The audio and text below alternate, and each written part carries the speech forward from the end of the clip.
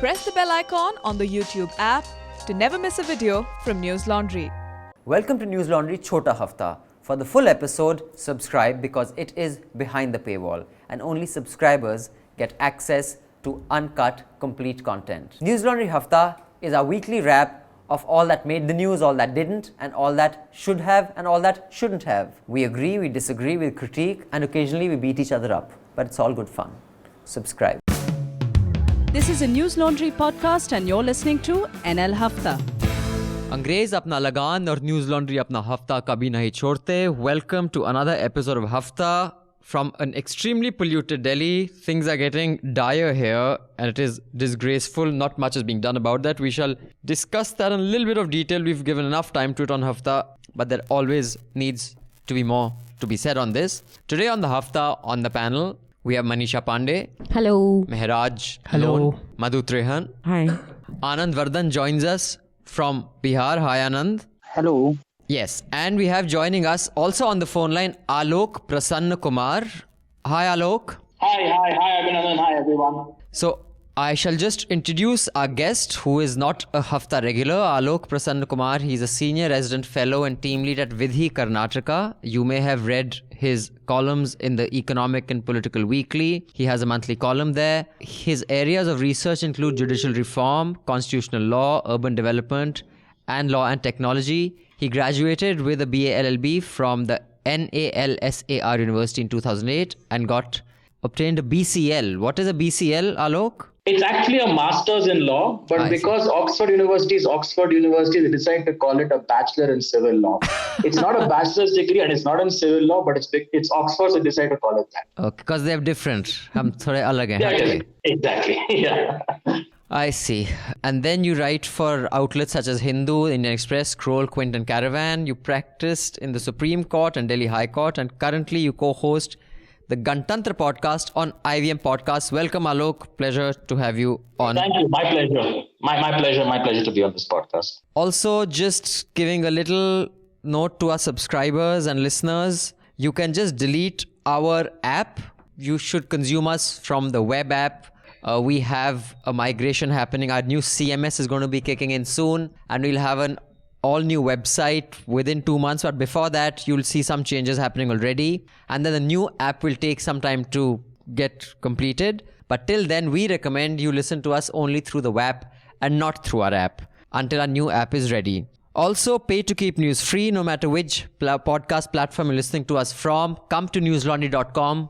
Go to the top right-hand corner, click subscribe, and pay to keep news free. We take no advertising, because when the public pays, the public is served. When advertisers pay, advertisers are served. Support independent media. Now, Manisha, what are the headlines before we get into the first thing? I know we're going to go into Ayodhya, which happened the day after we recorded last week. But other than that, what else? So, the Supreme Court has referred the matter of women entering the Sabarimala temple to a larger 7-judge bench. Last year, they had basically said that women could enter. There was a review petition filed, after which Supreme Court said that we are not going to stay on our judgment, but we're going to refer it to a larger bench. And interestingly, they also said that this is not just about Sabarimala, this is also about women's entry to other places of worship. So, this could bring in matters of the Uniform Civil Code. Supreme Court also has rejected review petition on the Rafale verdict. And they have said that they have also closed the defamation case against Rahul Gandhi, which led our news channels to say कि Modi ji pure हैं. Pure हैं. Of course, the big news of the week has been the Ayodhya verdict, where the Hindus are going to get the disputed side. There will be a trust which will build the temple, and 5 acres of land would be given to the Sunni Waqf board at a spot in Ayodhya, but it hasn't been decided where. Right. Then there was the Maharashtra government formation. Yeah, there's still a lot of intrigue there. Currently it's under president's rule, but Pawar has said that NCP and Sena and Congress are going to come together and form a government which will last for the next 5 years. What else was there? There was also the JNU protest that got a lot of news. Students were protesting against hikes for the mess and hikes in the hostel room charges. There was a lot of, I think, 2 to 3 days of protests. So did the ABVP and the leftists unite in this? I think so, yeah. They were all on the same page on this one. Yeah. It was a common students' protest. But there's a partial rollback. There was a partial rollback, but which is when we thought the news would die, but then there were images of graffiti all over JNU, which again brought it back into news. And apparently Swami Vivekanand's statue was there was stuff written underneath it. The other big story was Kartarpur corridor. The Prime Minister went there for the inauguration.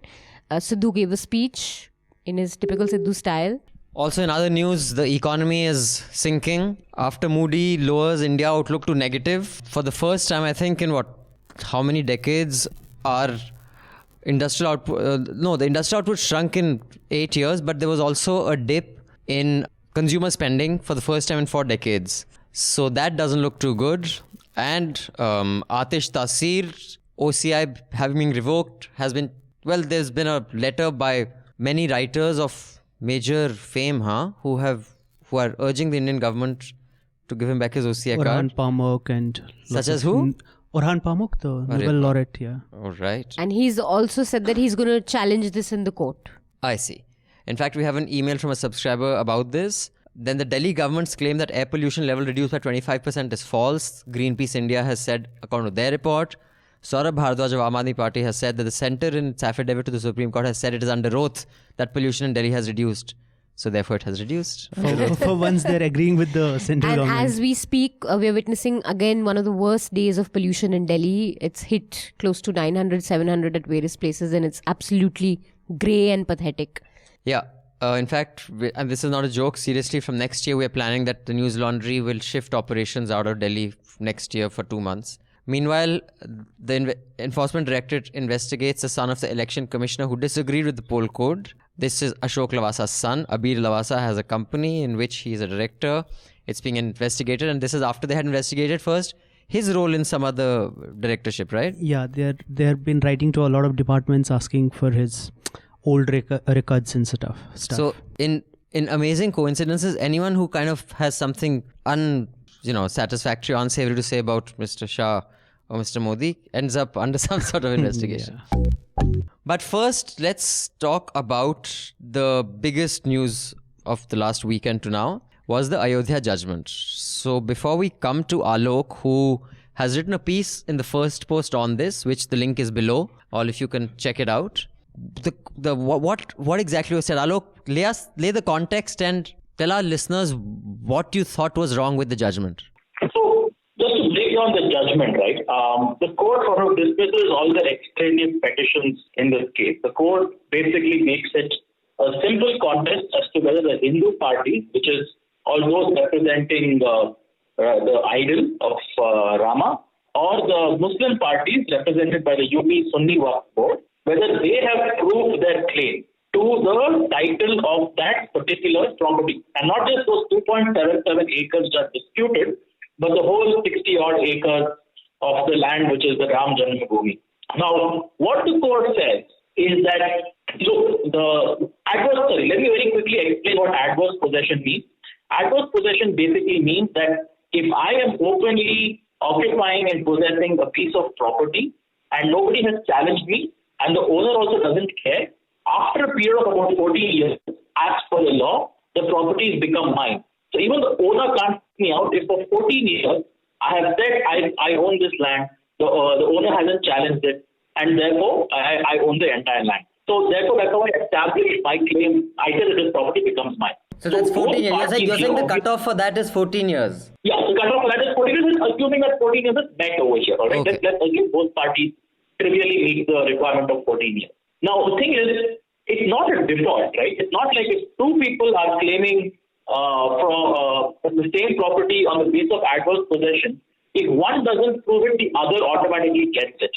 That's not true with property disputes. Whoever is claiming that property has to show the evidence, has to show all the documents, the title, and whatever, and say, this is before the court says, yes, this person owns the property. So obviously, there's not going to be a title deed in this case saying this was owned by this person or that was owned by this person. So the court has to pretty much go through all the historical facts, has to look through all the material which shows who actually controlled the property and therefore decide the case. So what you're saying is the burden of proof falls on both people. That's what you're saying. Yes. Not just on one. Yes. Right. Okay. So the burden of proof is on both people. So it is not like, just because the Muslim side fails, the Hindu side wins automatically. That's not true. both sides have to prove this claim. Now, what the Supreme Court has said is quite puzzling. The Supreme Court has said, look, the major part of the property, the 60-odd acres of it, the Muslims never disputed since 1857. Okay, the Hindus were in occupation of it. But the crucial 2.77 acres, which the Babri Masjid sat on, it was on before it was demolished, they said was always disputed. But because the whole thing is one property, they're giving it to the Hindus. Now, to me, this is a judicial sleight of hand.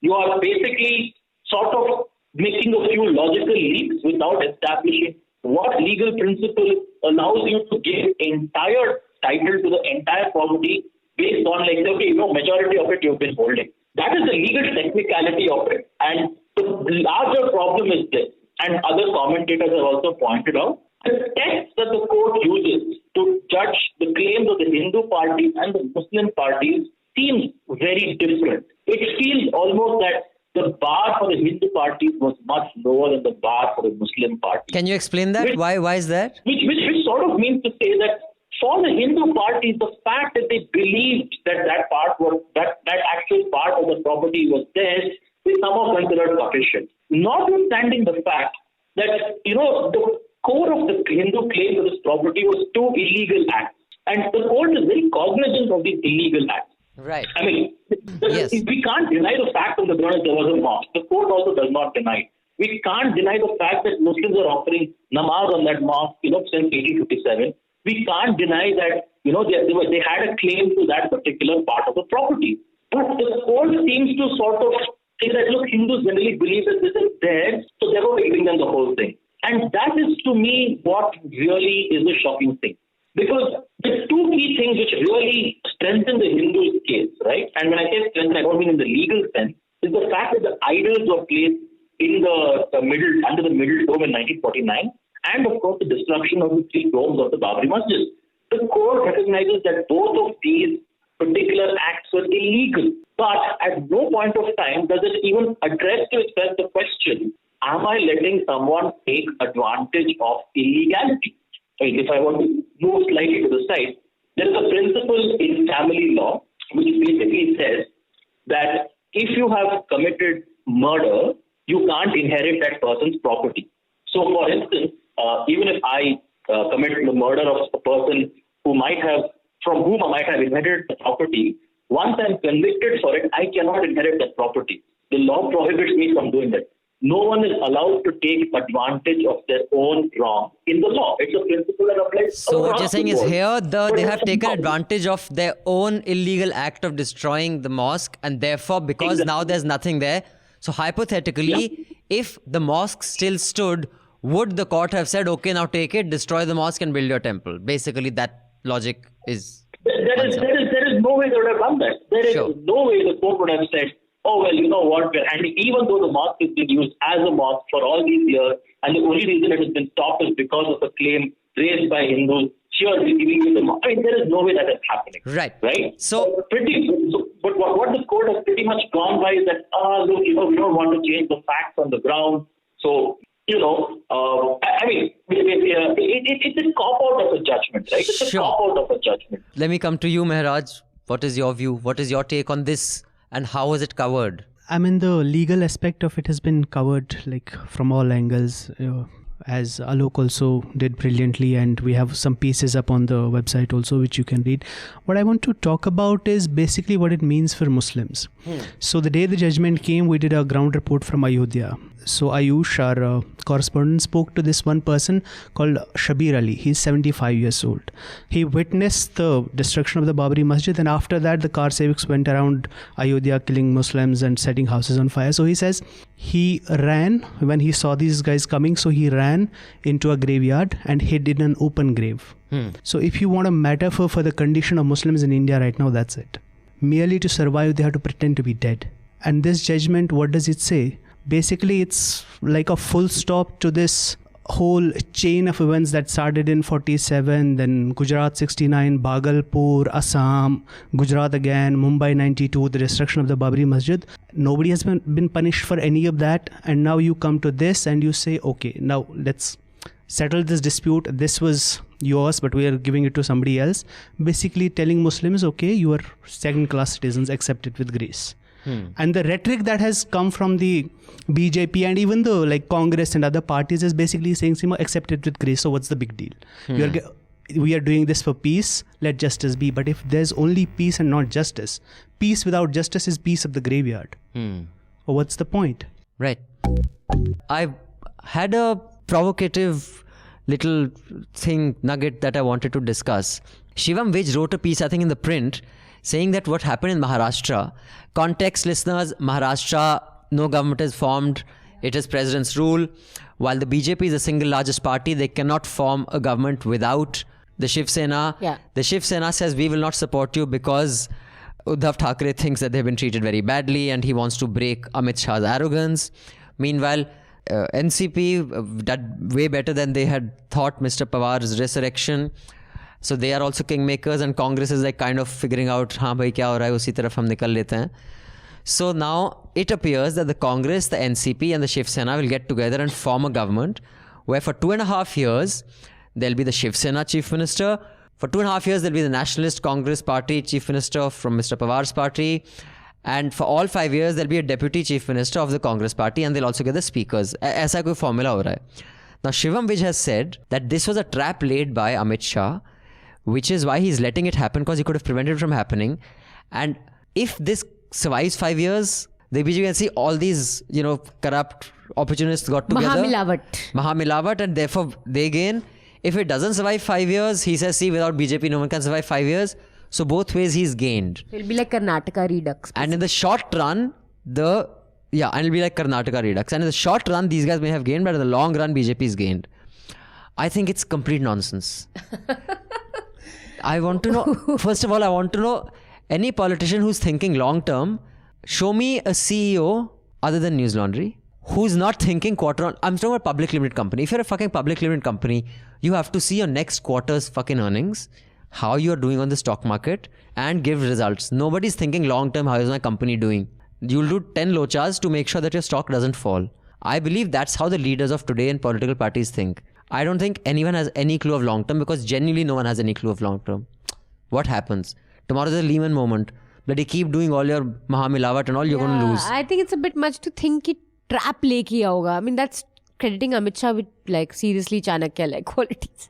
But I don't think he could have predicted how NCP, Congress, there are 3 different quite mercurial parties at play. I don't think he could have thought that now they'll come together and then... Even if he could have thought of it, does anyone think that long term in politics? I genuinely don't believe anyone thinks that long term. No, I think they just care about forming the government, and if they... Yeah, it's immediate. I mean, it's like a public limited company. Like I said, what's your next quarter going to look like? That's all there is. Also, I think the problem with this kind of... I'm not criticizing this piece particularly. I'm saying in general, this kind of political punditry, it misses a very important point. This horse race kind of analysis, what I was talking about like I think a couple of weeks ago, that political, social and economic power in this country is concentrated with this small band of population, upper caste, upper class population, and this proves it. Shiv Sena, rabidly communal, killed a lot of Muslims in 1992. NC and Congress, supposedly secular, great parties, and now they are allying together as if like there's no difference between the two. And Karnataka, you have 17 MLAs from Congress and JDS joining BJP. Yes, the ones who are disqualified. Yes, exactly. I mean, it's the same for them. Sure. So what is the big deal if like 2,000 Muslims die on the way? So no big deal. Right. What do you think, Anand? Does anyone think long term or not? I completely agree. See, I have used it as a cliche in my writings also, that in politics, the immediate always trumps the essential. Right. So what are the imperatives for both the players? I think Shiv Sena, NCP and for Congress, it is very important that to break the momentum of the BJP. So they would go the extra mile to break the momentum. So breaking momentum is important in electoral politics. And BJP, being in a comfortable position nationwide, but if Mr. Vij thinks that they are eyeing long term, his logic must be that being comfortable, the perception game, they are comfortable enough to look at the perception game.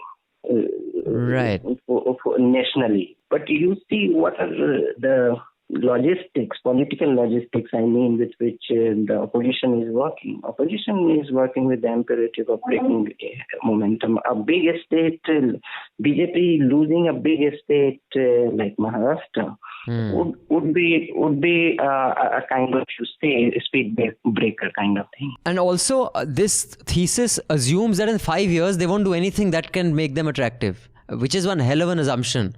I mean... No. Only very fanatically, ideologically driven parties which have a very core ideology and no, pragmatism. This script works, but that is no longer true for any political party in the world. Right. I mean, it's a cliche that a week is a long time in politics. Yeah, but it's true also. Yeah. Now tell us, Mehraj, what happened in JNU? So on 28th of October, the JNU administration updated the hostel manual. What they said is they increased the hostel fees by about 1,000%. There was a dress code for everybody. Whoever comes to eat in the mess, they'll be appropriately dressed. There was the boys and girls can't go to each other's hostels. There's an 11 p.m. curfew. Now, first problem, what the students are saying is the committee that did this, they are supposed to have a representative from the students' union when they make the decision. There was none.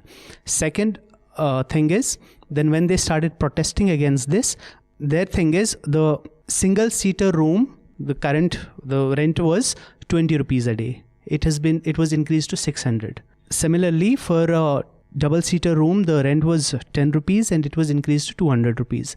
And they introduced a new something called utility charges. It's for electricity, service charges and power, $1,700. And there's a one-time refundable mess security, which was 5,500 rupees for a year, and they increased it to 12,000 rupees. So overall, it goes from 2,740 rupees a year to 30,100 rupees a year. Right. So the jump is about 999%. And not just in percentage, in absolute basic purchasing power terms also it's exactly. So that is the thing. So students with a family income of less than 2 lakh rupees get a 2,000 rupee grant per month. But 40% of the students have family incomes less than even 1.5 lakh rupees. Right. So how are they going to pay for it? Yeah. So and like JNU is one of the few universities that has people from really underprivileged backgrounds pursuing really higher education, and such smart kids. Yeah. So when this thing started, they asked Vice Chancellor to come and talk to them. Let's figure this out. He didn't come. So what they did is they filed a missing persons complaint at the Vasantgunj station. I see. And they put posters all over the university. Vice Chancellor is missing, really funny, with really funny pictures, really smart. And because the administration had sent a show cause notice to some of the protesting students, so these guys, the students' union, sent their own show cause notice to the Vice Chancellor. It's really funny. I have to read it, a little bit from it. So it says, it has been found that you, the Vice Chancellor, have been found to be involved in anti-student activities. Then it says a lot of stuff, and then says, in addition to these, you have not replied to multiple attempts at communication from this office in this matter. This is an act of indiscipline and misconduct. For due process of natural justice, your reply should reach the competent authority latest by 4th of November, failing which it will be presumed that you have nothing to say in your defense, and the competent authority will be free to take appropriate action against you. And it's signed Competent Authority, JNU Students' Union. Really and actually people. After the fee hike, JNU is going to be one of the most expensive universities higher education, way more expensive than BHU, Pondicherry University, Vishwabharati University, like a bunch of, even DU. So it's actually going to be more expensive than these universities. When I was in college, my annual fee was $1,600. 1,600 was my whole saal ka fee. So of course, we all have. You shouldn't be paying anything for education, for healthcare. It should be free. Of course, in a country like India, that's a far cry. But I think now coming to this, that whole, there's a statue of Vivekananda that still hasn't been unfurled. It is wrapped up in a saffron cloth. Below that, some students had written Bhagwa Jalega. Yeah. And something else. And they Fuck sort you, of BJP. said, fuck you. Which is like, I mean, it's nothing. It was, yeah. And that became this whole talking point at prime time, which was a disaster. But so that's basically what happened. On that, let me again start with Anand, since he's not here. Did you see this news? What is your take? Is it an unreasonable hike? Or do you think this whole... and of course, Smita Prakash's tweet, we'll discuss that as well. Okay, so I had 2 points. I wanted to write a piece on it, but I thought it's just one thought. I cannot stretch it to a piece. 2 things. First is that there was a report in NDTV on the NDTV website, and it had a photograph of a girl in JNU who was there to study Pashto language, and she is reading a book, Indian Polity, which by look of it looks like a popular guidebook for civil services examination. So that is indicative of a lot of things. Second is of things that it is not only a JNU thing. In DU, in Allahabad University, in Patna University, there's humanities, postgraduate research, postdoctoral research. Now, if you see, I have lived half of my life there. So it's basically you are doing different things in name of pursuing a course. So when this old rhetoric comes that this is denial of some kind of great intellectual activity, I don't buy that argument. But okay, yes, there are practical concerns in life which have to be taken care of. One has to make a career. So if the state is facilitating a subsidized hostel space, even if you are not doing the thing that you are there for, okay, that's also okay with me. Second thing is that there is a lot of jealousy among others because of the difference in the facilities that say universities, like if you study at DU or JNU, or you see hostel facilities in, say, class 2 cities or even in smaller towns. Now, though the fee may look same, but the kind of facilities they have in the prime locations of a metropolitan city, I think it's not very just to compare. And for that, there is a lot of hinterland jealousy with that. So I myself lived in a Delhi University room, which was saved, which would accommodate to 5-6 people. And it had a British-era fireplace, which we never used. But anyway, and I was single in that room. I had 4 times meal. I don't eat that kind of food at my home, that kind of expensive food. And I was treated like a royal there. So I don't think I did anything. At the end of the year, I read for 10 days and wrote an examination and passed that examination to avail my hostel for next year. So I myself feel guilty of throwing away those subsidies for different things. And I was not alone. I can tell you 60-70% of university population in India is like that. No, absolutely. So, I think even Delhi University, Jubilee Hall, all those halls, people are doing postgrad. But I think that's, even when I go to the US, when we go to these conferences, we do them at the Harvard University, we do it at Columbia. A lot of people come from MIT. I asked them, what do you postdoc on that? I said, how long? 5-6 years. I said, is that what you want? He said, no, I'll figure it out, but I got a grant, so I'm doing it. Because that's the only way I can stay in the US. So like Anand said, I don't think it's only a JNU or an Allahabad University or Patna. It's a worldwide phenomenon. That's the only way those guys can afford to live in Boston. That's the only way those guys can afford to live in New York. Otherwise, there's no way they can afford those cities. So that happens the world over. I just find, so while Anand's point on jealousy may be true and justified, someone who's from a small town gets admission in a small place, they think, but what reason does Rahul, Shivshankar, Arnab have to be jealous? I mean, you guys have I think there's intellectual jealousy also, because these guys are like... And this is one thing I'll tell you, of the privileged, their lack of acknowledgement of privilege. See, you can't do anything about privilege. That is that is the world. Someone will have more than others. The best you can do is acknowledge that you have the privilege. And what gets my goat, like even Vivek Agnihotri, he doesn't even understand that being a Brahmin does give you a certain privilege. I went to what is considered by many, although we have 2 interns in office, by the way, I was asking them to write a note and I mentioned Doon School. They had never heard of Doon School. So I'm amazed that we live in 2019. There are people, college students who've never heard of Doon School. Which is actually good. It's great, I think. Yeah. So, but when I went to school, I have friends who drive cars worth 30 lakhs who say, why the fuck should I have to pay such a heavy duty because I want a car worth 1 crore? I did not avail of any subsidy. I was like, fucker, we paid 12,000 rupees a year for a campus that if we had to pay market rate for, because the Doon School campus, we pay 1 rupee a year for the lease. If you pay market rate for the campus, our parents will never afford to send us there. Also, if you're driving a 1 crore car, don't drive it on a road which is funded by like taxpayer. Yeah, then go make your own. Yeah. And that's the thing. I think people who have privilege are not aware that you were also subsidized. Just like we should be paying a tax for every AC, every light that is on in this office right now.